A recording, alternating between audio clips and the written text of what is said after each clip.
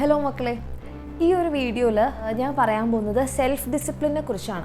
എന്താണ് self discipline, അല്ലെങ്കിൽ എങ്ങനെ നമുക്ക് സെൽഫ് ഡിസിപ്ലിൻ ഉണ്ടാക്കിയെടുക്കാം, സെൽഫ് ഡിസിപ്ലിൻ്റെ ഇമ്പോർട്ടൻസ് എന്താണ്. അപ്പം ഇതിപ്പോൾ പറയാനുള്ളൊരു കാരണം എന്താ വെച്ച് കഴിഞ്ഞാൽ, കുറച്ച് കുട്ടികളായിട്ടുള്ള ഒരു കോൺവെർസേഷനിൽ അപ്പം ഒരു മോള് പറയുണ്ടായി, മിസ് എനിക്കിപ്പോൾ പഠിക്കാൻ തോന്നുന്നില്ല, അല്ലെങ്കിൽ നീറ്റിന് പഠിക്കാനുള്ള ഒരു ആഗ്രഹം എനിക്കിപ്പോൾ ഉള്ളതുപോലെ തോന്നുന്നില്ല എന്ന്.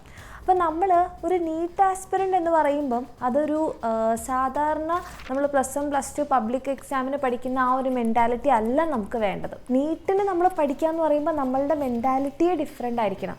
കാരണം എന്താണെന്ന് വെച്ച് കഴിഞ്ഞാൽ, നമ്മൾ അവിടെ ഒരു ഗോൾ ഫോക്കസ് ചെയ്തുകൊണ്ടാണ് നമ്മൾ ഈ ഒരു +1 +2 ജേർണിയിൽ നിങ്ങൾ പഠിക്കുന്നുണ്ടാവുക. അപ്പം നമ്മൾക്ക് ആ ഒരു കാര്യത്തിൽ നമുക്കത് എത്താൻ പറ്റണമെന്നുണ്ടെങ്കിൽ നമ്മൾ ഏറ്റവും കൂടുതൽ സെൽഫ് ഡിസിപ്ലിൻഡ് ആയിരിക്കണം. സെൽഫ് ഡിസിപ്ലിൻഡ് ആയിട്ടുണ്ടെങ്കിൽ മാത്രമേ നമുക്ക് ആ ഒരു ഗോളിലേക്ക് എത്താൻ വേണ്ടി പറ്റുള്ളൂ. കാരണം ഈ ഒരു എക്സാം എന്ന് പറഞ്ഞാൽ അത്രയും കോമ്പറ്റീറ്റീവ് ആയിട്ടുള്ള ഒരു എക്സാമാണ്. അപ്പോൾ അതിലേക്ക് നമ്മൾ എത്തണമെന്നുണ്ടെങ്കിൽ നമ്മളുടെ വർക്ക് ആ രീതിയിലായിരിക്കണം. എന്താണ് ഈ സെൽഫ് ഡിസിപ്ലിൻ?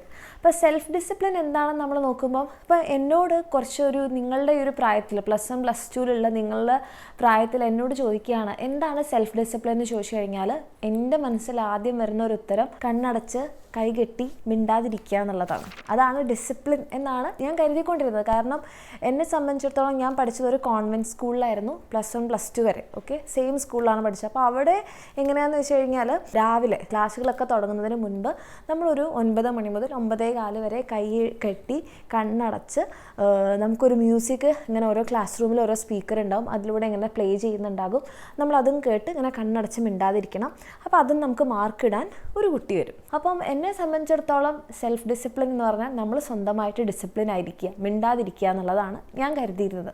പിന്നീടാണ് സെൽഫ് ഡിസിപ്ലിൻ എന്താണെന്നുള്ളൊരു കാര്യം എനിക്ക് മനസ്സിലായത്. നിങ്ങളൊരു നീറ്റ് ആസ്പിറൻ്റ് ആണെന്നുണ്ടെങ്കിൽ നിങ്ങൾക്ക് ഏറ്റവും കൂടുതൽ വേണ്ട ഒരു കാര്യം സെൽഫ് ഡിസിപ്ലിൻ ആണെന്ന് ഞാൻ പറയാനുള്ളൊരു കാര്യം. എന്താണ് സെൽഫ് ഡിസിപ്ലിൻ എന്ന് ചോദിച്ചു കഴിഞ്ഞാൽ, നമ്മൾക്ക് വേണ്ടതേത് വേണ്ടാത്തതേത് എന്ന് നമുക്ക് കൃത്യമായ ബോധ്യം ഉണ്ടാവണം. ആൻഡ് അതിൽ നമുക്ക് വേണ്ട കാര്യത്തിൽ ഫോക്കസ് ചെയ്യാനും വേണ്ടാത്ത കാര്യം നമുക്ക് ഒഴിവാക്കാനും പറ്റുന്നുണ്ടെങ്കിൽ നിങ്ങൾ സെൽഫ് ഡിസിപ്ലിൻഡ് ആണ്.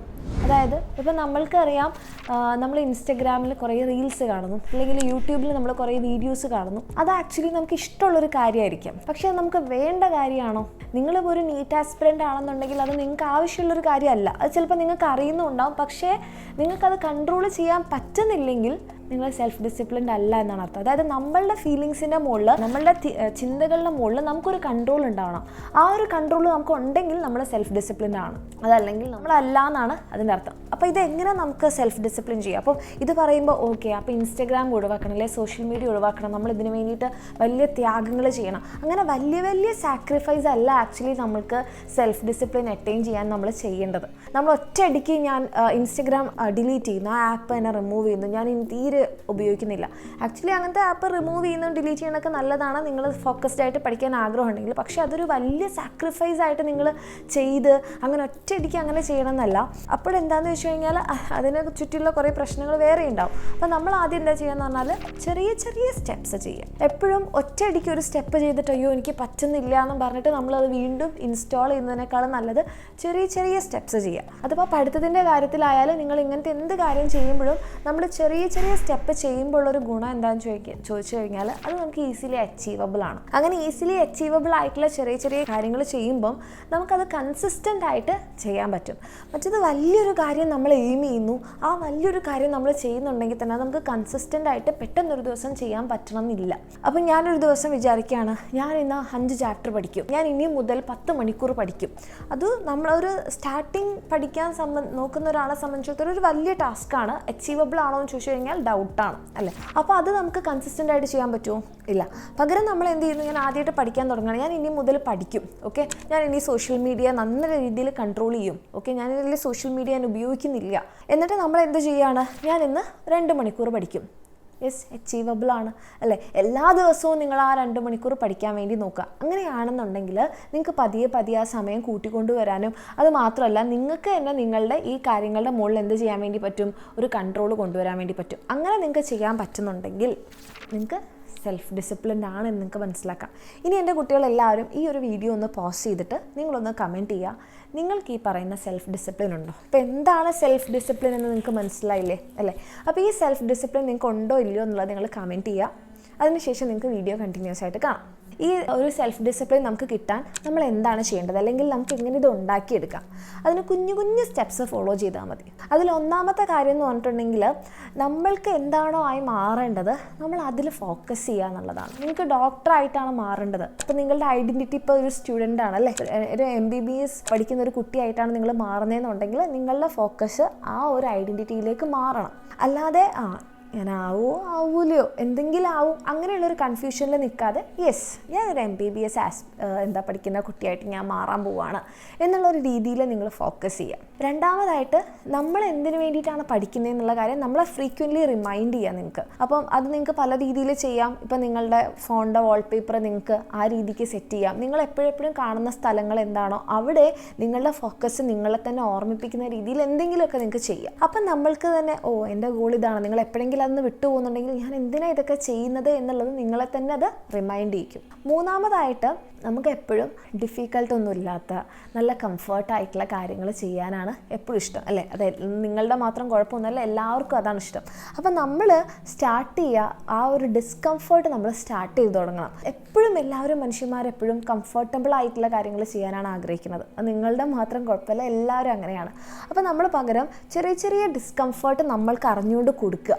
അപ്പോഴാണ് നിങ്ങൾക്ക് ഈ പഠിത്തം നിങ്ങളെ സംബന്ധിച്ചിടത്തോളം ഒരു ഡിസ്കംഫർട്ട് ആണെങ്കിൽ അത് നിങ്ങൾക്ക് ചെയ്യാൻ പറ്റണമെന്നുണ്ടെങ്കിൽ അതിന് മുൻപ് നിങ്ങൾ അതിനോട് ട്രെയിൻഡ് ആയിരിക്കണം. അപ്പോൾ അതിന് നിങ്ങൾക്ക് വേണ്ടിയിട്ട് അപ്പം രാവിലെ എഴുന്നേറ്റ് കുളിക്കുക എന്നുള്ളത് എല്ലാവരെ സംബന്ധിച്ചും, അതും തണുത്ത വെള്ളത്തിൽ കുളിക്കുക എന്നുള്ളത് എല്ലാവരെ സംബന്ധിച്ചിടത്തോളം ഒരു കംഫർട്ടബിൾ ആയിട്ടുള്ള കാര്യം ആയിരിക്കണം എന്നില്ല. എന്നെ സംബന്ധിച്ചിടത്തോളം അതൊരു കംഫർട്ടബിൾ ആയിട്ടുള്ള കാര്യമല്ല. അതേപോലെ ഓരോരുത്തർക്കും ഓരോന്നായിരിക്കും. അപ്പം നിങ്ങൾക്കത് കംഫർട്ടബിൾ അല്ലെങ്കിൽ നിങ്ങളതൊന്ന് ചെയ്ത് നോക്കാം. വേറെ നിങ്ങൾക്ക് നീരിറക്കം അങ്ങനത്തെ ഒരു പ്രശ്നം ഇല്ലെങ്കിൽ കേട്ടോ. അതല്ലെങ്കിൽ നിങ്ങൾക്ക് എക്സസൈസ് ചെയ്യുന്നത് ഇഷ്ടമില്ലാത്ത ഒരാളാണ് നിങ്ങളെങ്കിൽ നിങ്ങൾ എക്സസൈസ് ചെയ്യുക.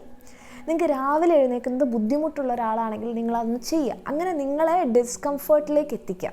അങ്ങനെ ആവുമ്പം നമുക്ക് പഠിക്കുക എന്നുള്ളത് ഡിസ്കംഫർട്ട് കുറേ ചെയ്ത് നമുക്കൊരു ശീലമുണ്ടാവും. അങ്ങനെ നമുക്ക് പഠിക്കാൻ തുടങ്ങുമ്പോഴും നമുക്ക് വലിയ ബുദ്ധിമുട്ടുണ്ടാവില്ല. ആ ഒരു കംഫർട്ട് സോണിൽ നിങ്ങൾ ബ്രേക്ക് ചെയ്ത് പുറത്തേക്ക് വരണം. പിന്നെ നിങ്ങൾ ചെയ്യേണ്ടത് നിങ്ങളുടെ ബേസിക് ഫണ്ടമെൻ്റൽ ആയിട്ടുള്ള കാര്യങ്ങൾ നിങ്ങൾ മാറ്റാൻ നോക്കരുത്. അതായത് അല്ലെങ്കിൽ അത് നിങ്ങൾ കൊടുക്കാതിരിക്കരുത്. ഏറ്റവും ബേസിക്കായിട്ട് മനുഷ്യന് വേണ്ടതാണ് ഉറക്കം. അത് കുറച്ചുകൊണ്ട് നിങ്ങൾ കൂടുതൽ സമയം കിട്ടുമല്ലോ പഠിക്കാമെന്ന് കരുതരുത്. അതൊരിക്കലും നിങ്ങൾക്ക് ഈ പറയുന്ന ഗോൾ അച്ചീവ് ചെയ്യാൻ നിങ്ങളെ ഹെൽപ്പ് ചെയ്യില്ല. നല്ല രീതിയിലുള്ള ഭക്ഷണം, നല്ല രീതിയിലുള്ള ബ്രേക്ക്, ഫിസിക്കൽ മെൻ്റൽ ഹെൽത്ത് നമുക്ക് അത്യാവശ്യമാണ്. എന്തൊരു കാര്യത്തിനായാലും അതിപ്പോൾ നീറ്റ് പഠിക്കുന്ന കുട്ടിയാണെന്നുണ്ടെങ്കിൽ കുറച്ചുറങ്ങിയാൽ മതി, അങ്ങനത്തെ കാര്യമൊന്നുമില്ല. മനുഷ്യന്മാരാണ്, എല്ലാവർക്കും എല്ലാ കാര്യങ്ങളും ബേസിക് നീഡ്സ് അത്യാവശ്യമാണ്. ദെൻ ലാസ്റ്റ് വൺ, നിങ്ങൾക്കിപ്പം ഈ കാര്യങ്ങളൊന്ന് അച്ചീവ് ചെയ്യാൻ അത്രയും ഭയങ്കര ബുദ്ധിമുട്ട് നിങ്ങൾക്ക് ഫീൽ ചെയ്യുന്നുണ്ടെങ്കിൽ നിങ്ങൾക്ക് മെഡിറ്റേഷൻ ചെയ്യാം. മെഡിറ്റേഷൻ എന്ന് പറയുമ്പോൾ അതൊരു വലിയ വാക്കാണ്, അതൊരു വലിയ കാര്യമാണ്. പല തരത്തിലുള്ള മെഡിറ്റേഷൻസ് ഉണ്ട്.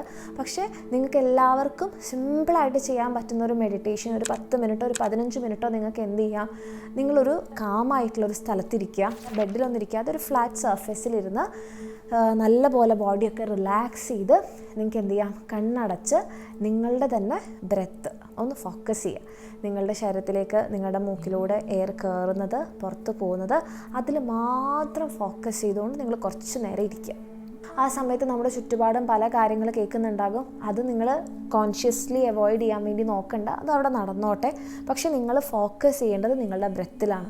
അതിലിങ്ങനെ ഫോക്കസ് ചെയ്ത് 10 മിനിറ്റ് അല്ലെങ്കിൽ ഒരു 15 മിനിറ്റ് നിങ്ങൾക്ക് വേണേൽ ഫോണിൽ അലാം വെച്ചിട്ട് ഇരിക്കാം.